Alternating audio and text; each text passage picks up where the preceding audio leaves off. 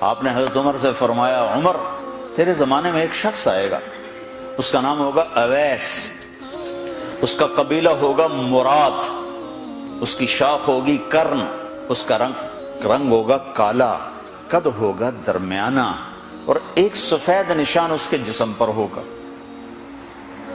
جب وہ آئے تو تم اس سے دعا کرانا، علی تو بھی کرانا، عمر تو بھی کرانا، اور میں قسم کھا کے کہتا ہوں کہ اویس جیسوں سے دنیا بھر جائے تو عمر و علی کے ایک بدن کے بال کے برابر نہیں، لیکن اس کے ذریعے سے ایک پیغام آگے پہنچانا تھا۔ تو حضرت عمر اور حضرت علی حیران ہو کر دیکھنے لگے کہ ہمیں کہا جا رہا ہے کہ اویس سے دعا کروائیں، وہ ہم صحابی وہ تابعی۔ تو آپ نے فرمایا اس نے ماں کی ایسی خدمت کی ہے، جب وہ ہاتھ اٹھاتا ہے تو اللہ ہاتھ واپس خالی موڑتا ہی نہیں۔ یہ پیغام پہنچانا تھا کہ ماں باپ کے آگے جھکو۔ جس دیش میں آپ رہتے ہیں یہاں کام کی رفتار بہت تیز ہے، ماں باپ اگر موجود ہیں تو کم ہی کچھ نصیبوں والے ہیں جن کو کچھ اولاد کی خدمت ملتی ہے، ورنہ دیواروں کے ساتھ ہی زندگی گزر رہی ہوتی ہے۔ تو عمر رضی اللہ عنہ جب خلیفہ بنے تو ہر سال حج کرتے تھے، ہر سال ان کو ڈھونڈواتے۔ اب مجھے یہ نہیں پتا درمیان کے کوئی سال ہوں گے کہ ایک سال آپ نے حج پر سارے حاجی اکٹھے کر لیے، ایسے اپنے سامنے کا کھڑے ہو جاؤ بھائی، سب کھڑے کر لیے، کہنے لگے بیٹھ جاؤ سارے یمن والے کھڑے رہو، تو سارے بیٹھ گئے، یمنی کھڑے رہے، کہ سارے یمن والے بیٹھ جاؤ، قبیلہ مراد والے کھڑے رہو، تو سارے یمنی بیٹھ گئے، مراد والے کھڑے رہے۔ اس سال میں یمن گیا جماعت میں تو اویس کرنی کے گاؤں گیا، ان کی جگہ پیدا ہوئے، جو ان کا قبیلے کے لوگوں سے ملا، اس علاقے سے گزرا، دیکھا کہ اچھا یہاں وہ ہستی پیدا ہوئی تھی، خشک پہاڑ ہیں، بالکل خشک پہاڑ۔ پھر آپ نے کہا مراد والے بیٹھ جاؤ، قرن والے کھڑے رہو، تو صرف ایک آدمی باقی بچا۔ تو آپ نے اس سے پوچھا تم قرنی ہو؟ کہ جی ہاں۔ اویس کو جانتے ہو؟ کہ جانتا ہوں، میرا سگا بھتیجا ہے، میرے بھائی کا بیٹا، لیکن وہ تو تھوڑا پاگل سا ہے، آپ اس کا کیوں پوچھ رہے ہیں؟ تو عمر رضی اللہ تعالیٰ عنہ رونے لگے، کہا وہ نہیں، تو پاگل نظر آتا ہے۔ پھر آپ نے پوچھا کدھر ہے؟ آیا ہوا ہے حج میں ہے؟ کہ جی ہے۔ کدھر ہے؟ کہ جو اونٹ چرانے نکلا تھا عرفات کی طرف۔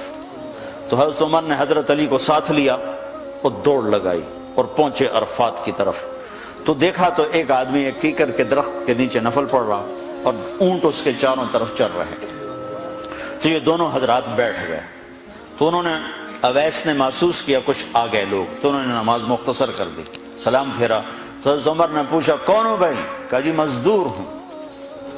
کہا تیرا نام کیا ہے؟ کہا جی اللہ کا بندہ۔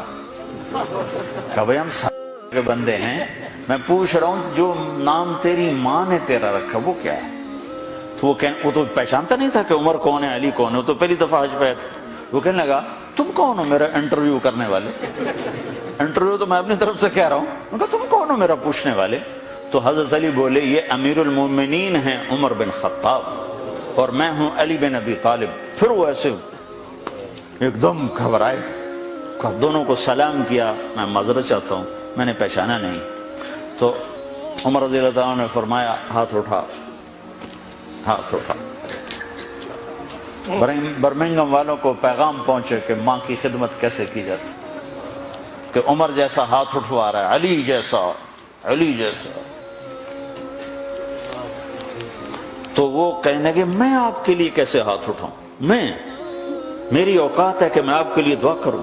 کہاں، ہمیں ہمارے نبی کا حکم تھا کہ اویس آئے تو اس سے دعا کروانی ہے، کہ جب وہ ہاتھ اٹھاتا ہے تو وہ ہاتھ خالی نہیں آتے۔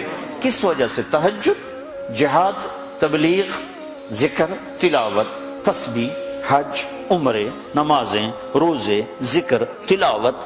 کس وجہ سے؟ نہیں، ان میں سے ایک وجہ بھی نہیں، ماں کی خدمت کی وجہ سے۔